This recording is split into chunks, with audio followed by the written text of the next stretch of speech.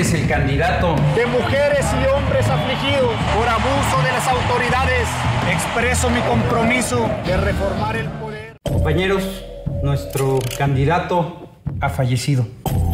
Lo siento mucho, Diana Laura. ¿Quién fue, Carlos? ¿Cómo te llamas? Mario Aburto. Quiero que veas a los que dispararon y les saques toda la verdad. Vamos a suponer que Aburto es el único culpable. El tipo ese que yo agarré algo tiene que ver.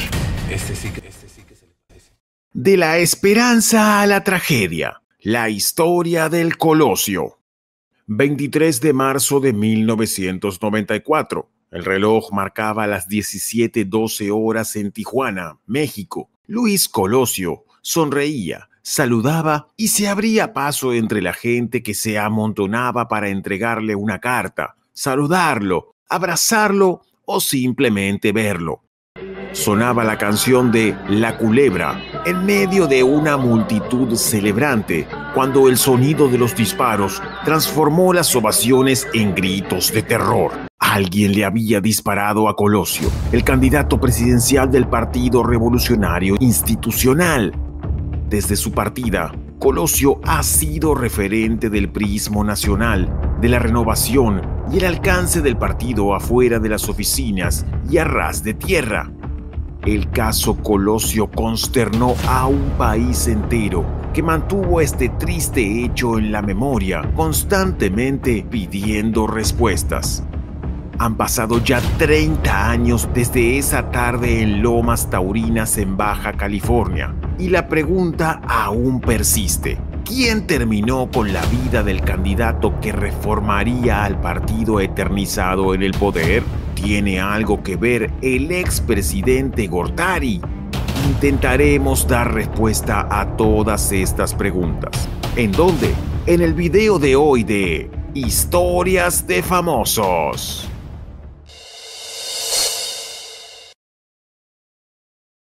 Sobre Colosio.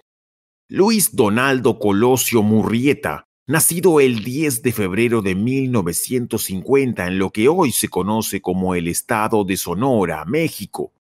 Se lo conocía como un candidato a presidente que simbolizaba la ruptura del viejo régimen priista hacia un nuevo modelo más democrático, mayormente plural, más participativo y de base social. En 1967 inició sus estudios profesionales en el Instituto Tecnológico y de Estudios Superiores de Monterrey, obteniendo allí el título de licenciado en Economía en 1972. Asimismo, cursó estudios de maestría en Desarrollo Rural y Economía Urbana entre 1975 y 1976 en la Universidad de Pensilvania y en 1979 realizó una estancia de investigación en Luxemburgo, Austria.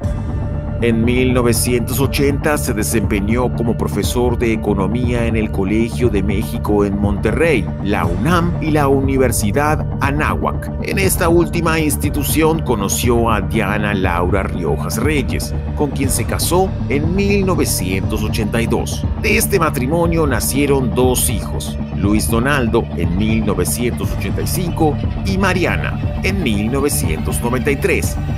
Ingresó al Partido Revolucionario Institucional en 1979, siendo elegido diputado en 1985 y posteriormente senador en 1988. Fue presidente nacional del PRI de 1988 a 1992. Durante su gestión, el PRI reconoció por primera vez una derrota en una elección de gobernador, en este caso la del estado de Baja California en 1989, siendo elegido Ernesto Rufo Apel, candidato del Partido Acción Nacional, como primer gobernador no priista.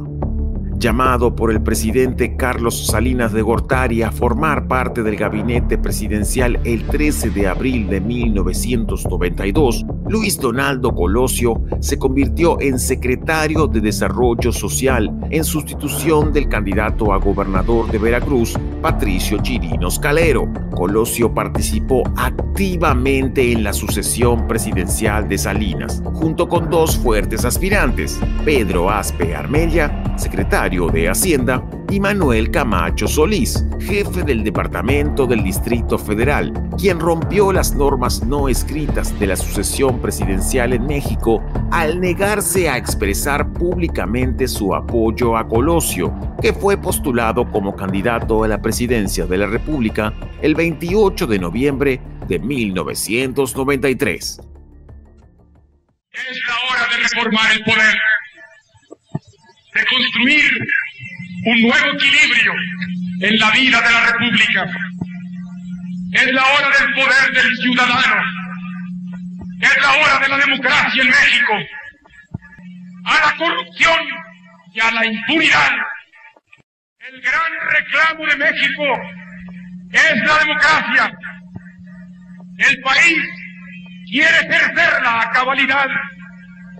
México exige, nosotros responderemos. Yo veo un México con hambre y con sed de justicia. Un México de gente agraviada por las distorsiones que imponen a la ley quienes deberían de servirla, de mujeres y hombres afligidos por abuso de las autoridades o por la arrogancia de las oficinas gubernamentales. Con firmeza, convicción y plena confianza, declaro: quiero ser presidente de México para encabezar esta nueva etapa de cambio en México. La imagen de Colosio trascendió por ser un líder carismático, honesto, sencillo y bonachón, que supo manejar el concepto de unidad nacional e integrar la vida familiar de la política. Además de candidato a presidente, fue economista y se desempeñó como diputado, senador, presidente del partido y titular de la Secretaría de Desarrollo Social de México.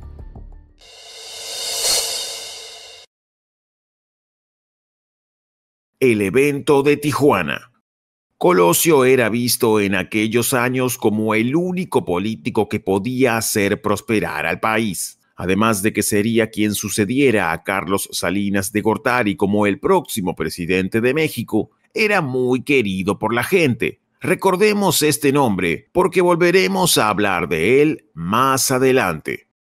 En 1994, el contexto sociopolítico de México era, por decirlo de alguna manera, convulso. A principios de ese año, el Ejército Zapatista de Liberación Nacional había llevado a cabo un levantamiento armado en la zona de Chiapas, denunciando la pobreza y la exclusión de las comunidades indígenas. Luego de un inicio de campaña afectado con estos hechos, Colosio llegó el 23 de marzo de ese mismo año, alrededor de las 16:05, al aeropuerto Abelardo Rodríguez de la ciudad de Tijuana, en Baja California. Lo primero en su agenda sería visitar la colonia popular Lomas Taurinas, uno de los muchos asentamientos irregulares en la ciudad de Tijuana, Baja California, el único distrito que, en ese entonces, no era gobernado por el Partido Revolucionario Institucional. En una explanada en pendiente, sobre la calle La Punta, se colocó un templete improvisado, montado sobre una camioneta. La llegada de Colosio al distrito era para realizar eventos proselitistas y, según versiones de periodistas que cubrían la campaña del futuro presidente, el acto en el barrio popular de Lomas Taurinas no estaba en la agenda inicial. Colosio quería posicionarse como un candidato para la gente, comprometido con el cambio de las estructuras que habían sumergido al país en una crisis de nunca acabar, y los primeros cambios se darían visitando este tipo de lugares.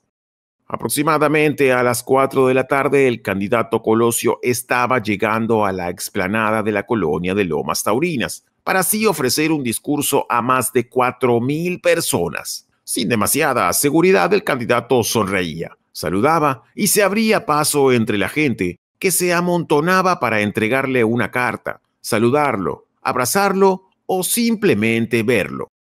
En sus discursos de campaña hacia la presidencia, Colosio anunciaba que, como un partido en competencia, El PRI no tiene triunfos asegurados, tiene que luchar por ellos y tiene que asumir que en la democracia solo la victoria nos dará la estatura a nuestra presencia política.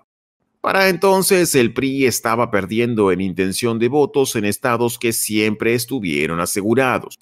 El acto político, que concentró a unas 4,000 personas, se realizó en uno de los barrios más pobres y peligrosos de Tijuana, pero por órdenes del PRI no hubo seguridad. En el evento denominado Acto de Unidad participaron 4 oradores locales antes de que Luis Donaldo Colosio cerrara el evento con su discurso. Su candidatura. Pero entonces, ¿cómo fue que Colosio fue postulado a presidente? Para entender esto, vamos a volver unos años atrás hasta finales de los 80.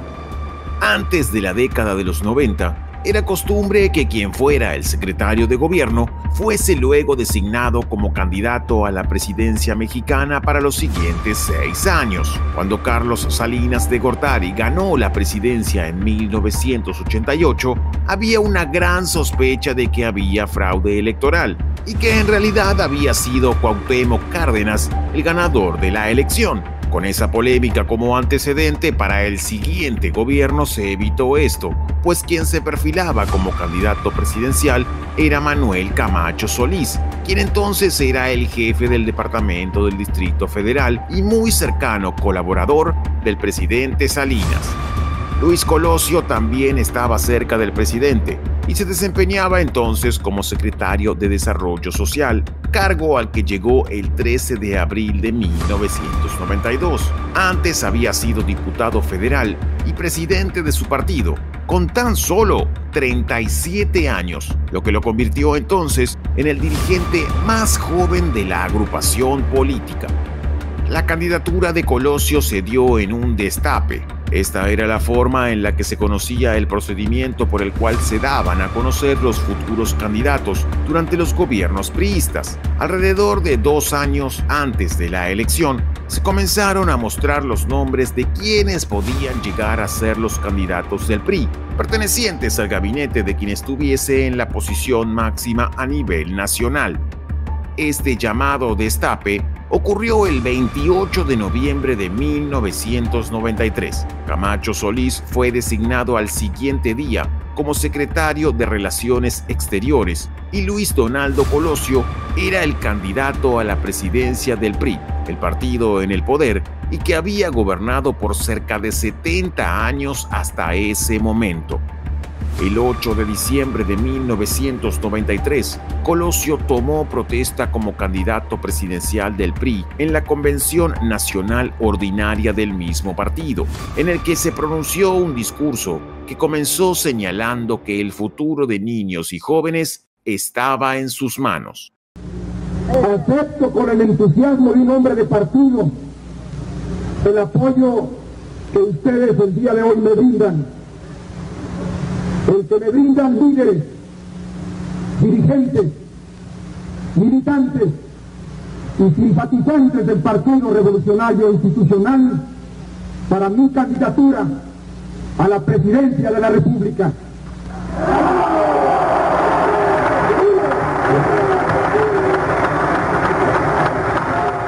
Habló de su proyecto, de sus ideas y de los diferentes sectores a los que atendería. Su discurso cerró con un ¡Que viva el PRI! ¡Que viva Carlos Salinas de Gortari! ¡Y que viva México! Su primer acto de campaña como candidato del PRI a la presidencia de la República fue el 10 de enero de 1994 en Huejutla, Hidalgo, y continuó su carrera hacia la silla presidencial hasta que algunos hechos se presentaron en su destino, dándole un giro completo a esta historia.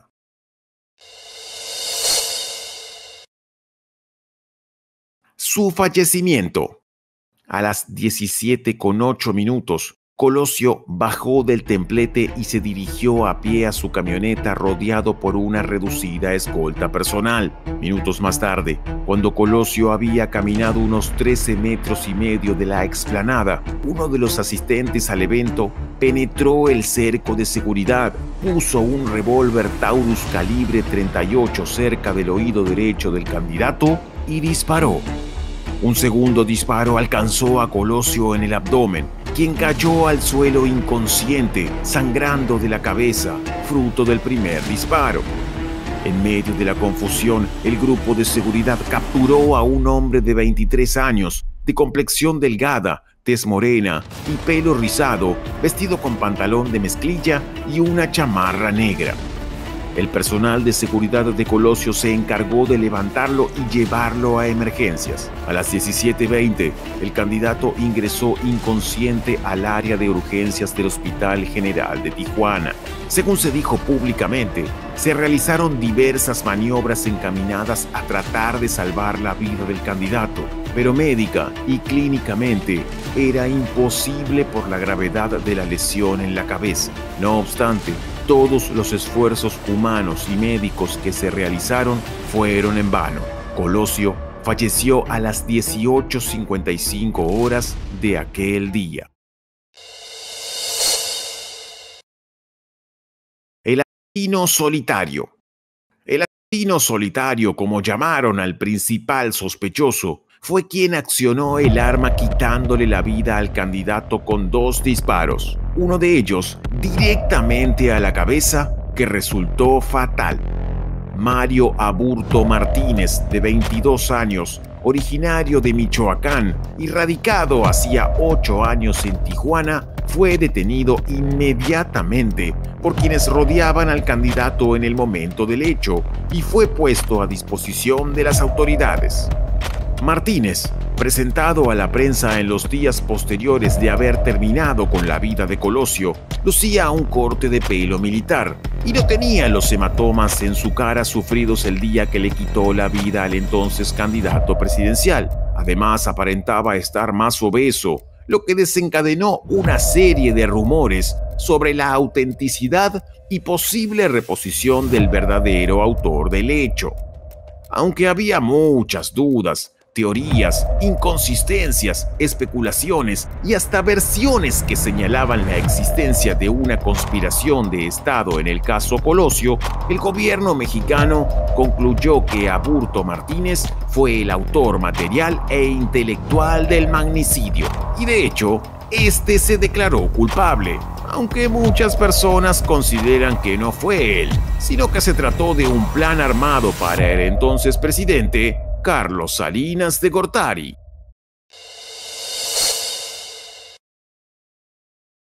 Las teorías. Esta teoría se sostiene debido a que Gortari había comenzado a manifestar cierto grado de independencia del partido político al que pertenecía. Quienes están de acuerdo con esta teoría consideran que Gortari intentaba colocar a un candidato que le permitiera seguir ejerciendo poder incluso cuando no estuviese en el gobierno. Pero ninguno de los fiscales tuvo la voluntad de demostrar todas y cada una de las líneas de investigación, y así Mario Aburto Martínez fue declarado responsable de lo sucedido. Alineado con esta información, se cree también que se formó una alianza entre el poder político y el narcotráfico para terminar con los días de Luis Donaldo Colosio, pues el crimen organizado sentía desconfianza hacia él. Se dijo que el cartel de Tijuana, liderado por los Arellano Félix, planeó la ejecución del ex candidato priista. Además, al menos 29 líneas de investigación apuntan a los vínculos entre el asesinato y el narcotráfico. Una teoría presentada por el primer fiscal designado para el caso Colosio, Miguel Montes, fue la de que varios miembros del equipo de seguridad del candidato tuvieron que ver de alguna forma con un plan que tuvo como consecuencia la pérdida de la vida de Colosio. La misma fue rápidamente aceptada y culminó con el arresto de 4 miembros del equipo de seguridad de Colosio y simpatizantes del PRI: Tranquilino Sánchez, Vicente Mayoral Valenzuela, Rodolfo Mayoral Esquer y Rodolfo Riva Palacio.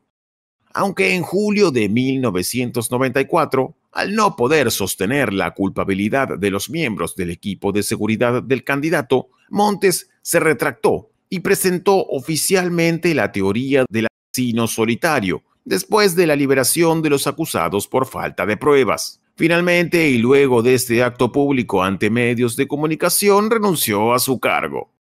La teoría de que el autor del hecho lo hizo solitariamente se mantuvo hasta el arribo de un tercer fiscal especial para la investigación del caso, Pablo Chapa Besanilla, designado por el ya presidente Ernesto Zedillo, reactivó en 1995 la teoría de la acción concertada, pues no consideraba creíble la primera debido a la existencia de los dos balazos.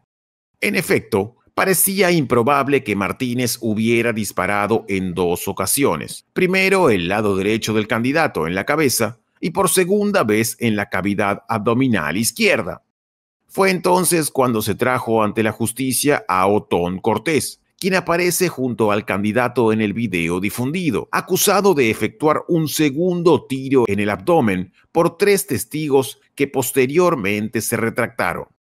Cortés había sido integrante del PRI de Tijuana y chofer en la comitiva de Colosio. Declaró que fue víctima de tortura durante su arresto, además de haber sido obligado a firmar una declaratoria fabricada.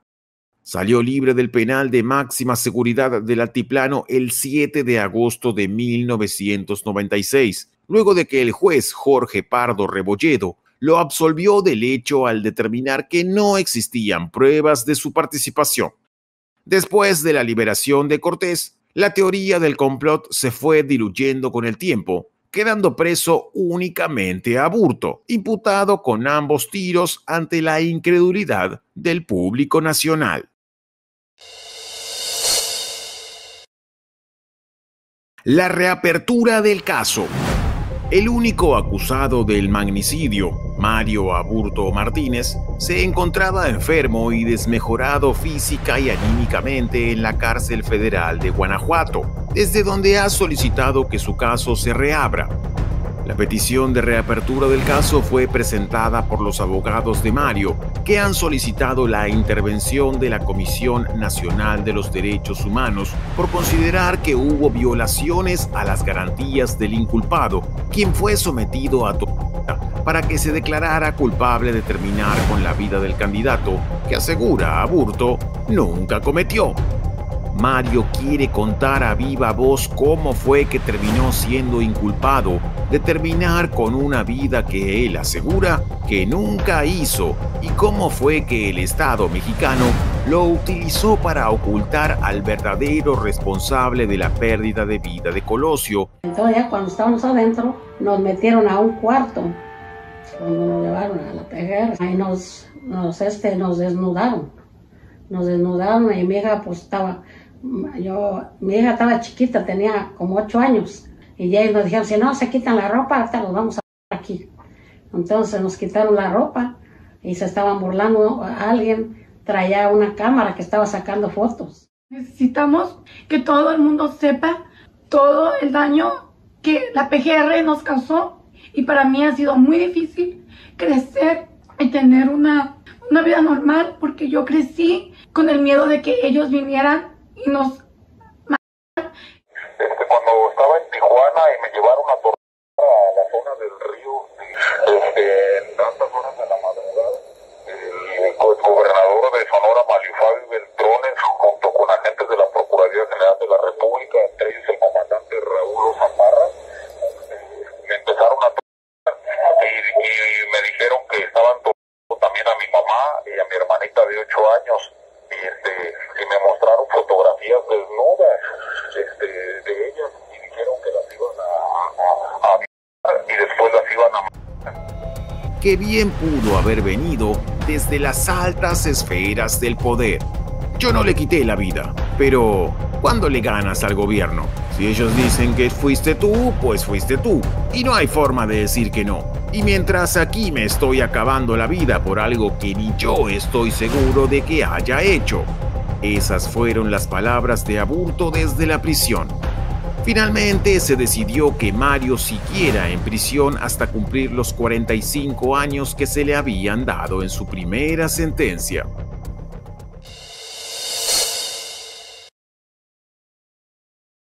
Final. Luis Donaldo Colosio fue más que un político. Para muchos, representaba la esperanza de un cambio en un país sumido en la desigualdad y en la corrupción.